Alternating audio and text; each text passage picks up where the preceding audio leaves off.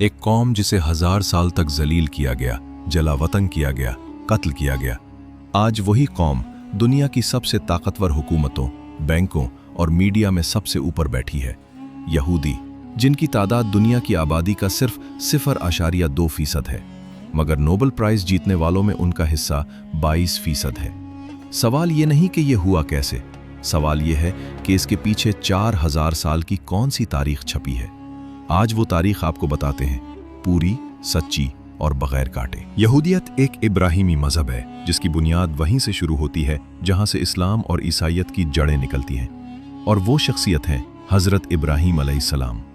तकरीबन 4000 साल पहले यानी 2000 क़िब्ल मसीह के आसपास रिवायत के मुताबिक अल्लाह ताला ने हज़रत इब्राहीम से वादा किया कि तुम्हारी नस्ल को मैं एक अजीम कौम बनाऊंगा। इस वादे के साथ एक आजमाइश भी थी कि वो अपनी सरजमीन यानी आज के इराक से हिजरत करके कनान की तरफ रवाना हो। इसी सफ़र और इसी वादे से एक पूरी कौम की कहानी शुरू होती है। हज़रत इब्राहीम अलैहिस्सलाम के बेटे हज़रत इसहाक अलैहिस्सलाम थे, और हज़रत इसहाक के बेटे हज़रत याकूब अलैहिस्सलाम थे, जिन्हें बाद में इसराइल के नाम से भी जाना गया। यही वजह है कि याकूब अलैहिस्सलाम की औलाद को बनी इसराइल कहा जाता है। हज़रत याकूब के 12 बेटे थे, और उन्हीं 12 बेटों से 12 कबाइल वजूद में आए, जिन्हें बाद में 12 ट्राइब्स ऑफ इज़राइल कहा गया। उन्हीं में से एक बेटे हज़रत यूसुफ अलैहिस्सलाम थे, जिनके भाइयों ने हसद की वजह से उन्हें कुएं में डाला और बाद में एक ताजिर को गुलाम बनाकर बेच दिया। वो ताजिर हज़रत यूसुफ को मिस्र ले गया, मगर अल्लाह ने हज़रत यूसुफ को ख्वाबों की ताबीर समझने की खास सलाहियत अता की थी। मिस्र में उन्होंने फ़िरौन को खबरदार किया कि 7 साल खुशहाली के बाद 7 साल शदीद कहत आएगा। ये बात दुरुस्त साबित हुई और हज़रत यूसुफ का मर्तबा बुलंद हो गया। जब कहत कनान तक पहुंचा तो उनके भाई भी खुराक की तलाश में मिस्र आए, और उन्हें मालूम हुआ कि मिस्र के ताकतवर ओहदे पर वही भाई बैठा है जिसे उन्होंने बेचा था। लेकिन हज़रत यूसुफ ने बदला लेने के बजाय उन्हें माफ़ कर दिया और अपने वालिद हज़रत याकूब को पैगाम भेजा कि पूरे ख़ानदान के साथ मिस्र आ जाए। यूं बनी इसराइल मिस्र में आबाद हो गए और उन्हें गोशन का इलाका दिया गया। वक्त गुजरता गया और मिस्र की हुकूमत बदलती रही। तख्त पर एक नया और ताकतवर फ़िरौन आया, जिसे तारीख में रमसीस दून के नाम से जाना जाता है। इस नए फ़िरौन को न हज़रत यूसुफ की कहानी मालूम थी और न उसे कोई परवाह थी। जब उसने देखा कि बनी इसराइल की आबादी तेज़ी से बढ़ रही है तो उसे ख़तरा महसूस हुआ। इसने ज़ालिमाना हुक्म जारी किया कि बनी इसराइल के घरों में जो भी लड़के पैदा हों उन्हें कत्ल कर दिया जाए। इसके साथ साथ उन्हें तामीरात और खुदाई जैसे सख्त कामों में झोंक दिया गया ताकि वो हमेशा कमज़ोर रहें। लेकिन तारीख का एक उसूल है कि जब जुल्म अपनी हद पार करता है तो कहीं से एक रहनुमा उभरता है। तकरीबन 13वीं सदी क़िब्ल मसीह में बनी इसराइल के अंदर से एक अजीम शख्सियत सामने आई, जिनका नाम था हज़रत मूसा अलैहिस्सलाम। अल्लाह ताला ने उन्हें मुंतखब किया और मिशन दिया कि बनी इसराइल को फ़िरौन की ज़ालिमाना हुकूमत से आज़ाद करवाएं और उन्हें कनान की तरफ ले जाएं, जिसे तौरात में यहूदियों के लिए वादे की सरजमीन कहा गया है। फिर तारीख का वो हैरत अंगेज़ वाक़या पेश आया जो सदियों से दुनिया भर में सुनाया जाता है। हज़रत मूसा बनी इसराइल को लेकर मिस्र से निकले और फ़िरौन अपनी फ़ौज के साथ पीछा करता आया। रिवायत के मुताबिक हज़रत मूसा ने अपनी लाठी समंदर पर मारी और पानी 2 हिस्सों में बंट गया। बनी इसराइल इस खुश्क रास्ते से गुजर गए, लेकिन जब फ़िरौन और उसकी फ़ौज इसी रास्ते से गुजरी तो पानी दोबारा मिल गया और पूरी फ़ौज डूब गई। इसी तारीख़ी वाक़े को एक्सोडस यानी अजीम खुरूज कहा जाता है, जो यहूदी तारीख का सबसे अहम मोड़ समझा जाता है।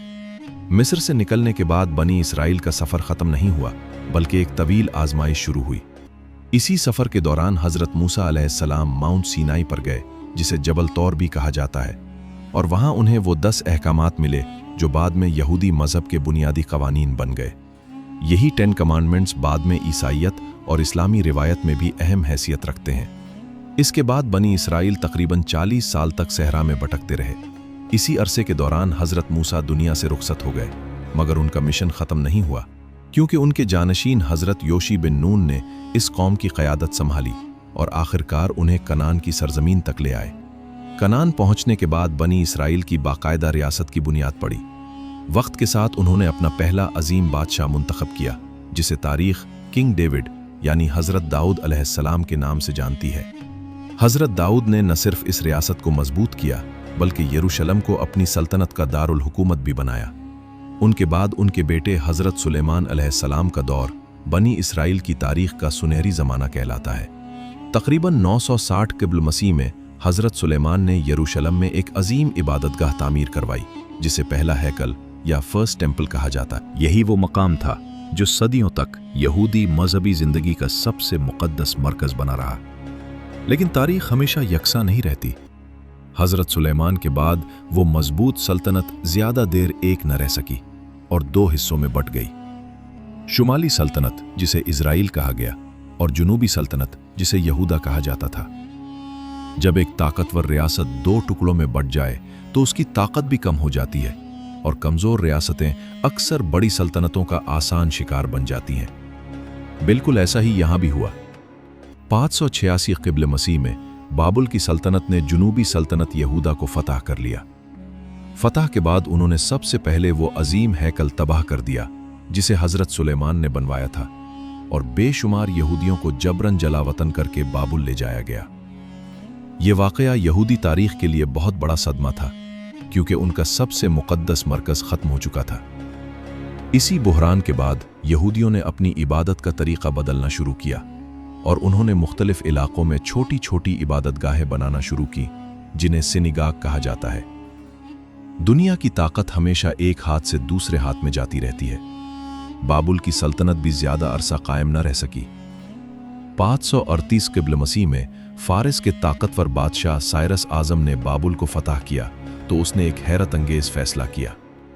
उसने जलावतन किए गए यहूदियों को इजाज़त दी कि वो वापस यरूशलेम जाए और अपनी इबादतगाह को दोबारा तामीर करे। यूं कई साल बाद यहूदी वापस अपनी सरजमीन की तरफ लौटे और 516 क़िब्ल मसीह में दूसरे हैकल यानी सेकंड टेम्पल की तामीर मुकम्मल हुई।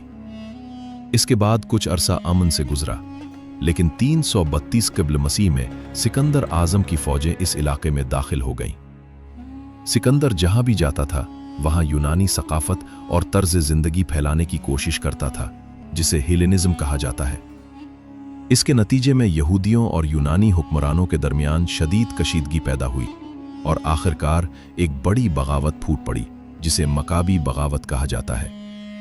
इस बगावत में यहूदियों ने ज़बरदस्त मुज़ाहिमत की और यरूशलेम पर दोबारा उनका कंट्रोल कायम हो गया।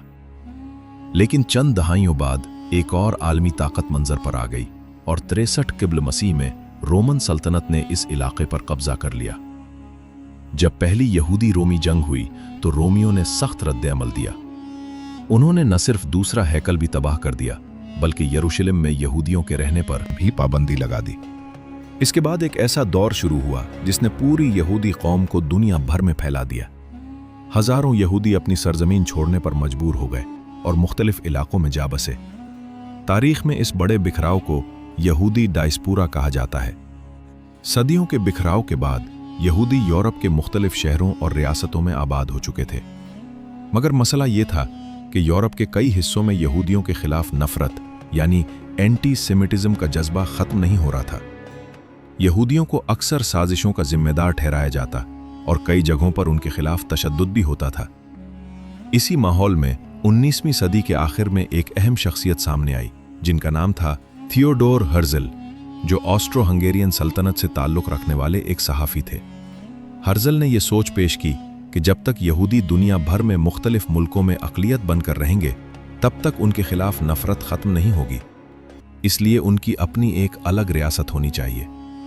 इसी सोच को बाद में सहयूनियत कहा गया और हर्ज़ल ने तजवीज़ दी कि इस मुमकिना यहूदी रियासत का मकाम तारीख़ी तौर पर वही सरजमीन होनी चाहिए जिसे कदीम ज़माने में बनी इसराइल की सरजमीन समझा जाता था, यानी फ़लस्तीन। इब्तिदा में यह ख्याल सिर्फ एक नज़रिया था, मगर वक्त के साथ इसके हामी बढ़ने लगे। फिर 20वीं सदी का सबसे हौलनाक वाक़या पेश आया, जिसने पूरी दुनिया को हिलाकर रख दिया।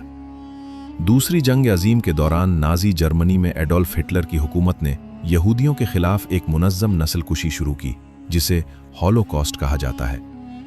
इस कत्लेआम में तकरीबन 60 लाख यहूदी मारे गए। इस सानहे के बाद आलमी सतह पर यह एहसास बढ़ने लगा कि वाकई यहूदियों को एक महफूज वतन की ज़रूरत है।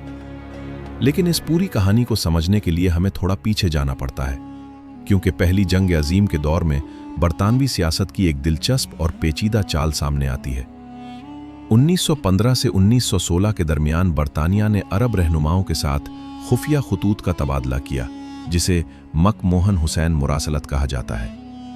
इन खतूत में बरतानवी हुक्काम ने अरबों से वादा किया कि अगर वो पहली जंग अजीम में सल्तनत उस्मानिया के खिलाफ बरतानिया का साथ दें तो जंग के बाद उन्हें बड़ी ज़मीनें और आज़ादी दी जाएगी। इन वादों में फ़लस्तीन और इर्द गिर्द के इलाकों की तरफ भी इशारा था, मगर असल बात ये थी कि ये वादे काफ़ी मुबहम थे। अरब क़यादत को उम्मीद दिलाई गई कि जंग के बाद एक बड़ी अरब रियासत कायम हो सकती है जिसमें फ़लस्तीन जैसे इलाके भी शामिल होंगे, और यही वो जगह है जहां एक ही वक्त में मुख्तलिफ लोगों को मुख्तलिफ उम्मीदें दी जा रही थीं। फिर 1917 में बरतानवी हुकूमत ने एक और ऐसा कदम उठाया जिसने आने वाले 100 साल की सियासत को बदल कर रख दिया। इसी साल बरतानवी हुकूमत ने एक ऐलान जारी किया जिसे तारीख में बेलफोर डिक्लेरेशन कहा जाता है। इस एलामिये में बरतानिया ने खुलकर कहा कि वो फ़लस्तीन की सरजमीन पर यहूदियों के लिए एक कौमी वतन के क़याम की हिमायत करता है। यहाँ एक बड़ी बात नोट करने वाली है, और वो ये कि इस सारे फैसले में वहाँ पहले से रहने वाले अरबों से कोई मुशावरत नहीं ली गई। फिर वक्त गुजरा, पहली जंग अजीम ख़त्म हुई, सल्तनत उस्मानिया टूट गई और फ़लस्तीन बरतानवी कंट्रोल में आ गया। अगली चंद दहाइयों में यूरोप से बड़ी तादाद में यहूदी हिजरत करके फ़लस्तीन आने लगे। आखिरकार 1947 का साल आ पहुंचा जब बरतानिया ने इस मसले को अक़वाम मुत्तहिदा के सामने रख दिया। अक़वाम मुत्तहिदा ने एक मंसूबा पेश किया जिसे पार्टीशन प्लान कहा जाता है। इस मंसूबे के मुताबिक फ़लस्तीन की सरजमीन को 2 हिस्सों में तकसीम करने की तजवीज़ दी गई। नक्शे के मुताबिक तकरीबन 55% ज़मीन यहूदी रियासत को दी जानी थी और 45% अरब रियासत को। मसला ये था कि उस वक्त ज़मीन की अक्सरियत पर अरब आबाद थे, इसलिए फ़लस्तीनी अरबों को यह फ़ैसला बिल्कुल कबूल नहीं था। नतीजा ये निकला कि इस मंसूबे के ऐलान के फ़ौरन बाद ही शदीद झड़पें शुरू हो गईं और हालात तेज़ी से जंग की तरफ बढ़ गए। फिर 1948 में जब इसराइल के क़याम का ऐलान हुआ तो पूरा खित्ता जंग की लपेट में आ गया। अरब ममालिक और नई इसराइली रियासत के दरमियान लड़ाइयाँ हुईं, हज़ारों लोग मारे गए और लाखों फ़लस्तीनी बेघर हो गए। इसके बाद भी ये तनाज़ा कभी वाकई ख़त्म नहीं हुआ। 1947 के इस नक्शे को बने आज 70 साल से ज़्यादा हो चुके हैं, मगर मसला आज भी हल नहीं हो सका, और ये तनाज़ा आज तक दुनिया की सबसे पेचीदा सियासी और इंसानी कहानियों में से एक बना हुआ है।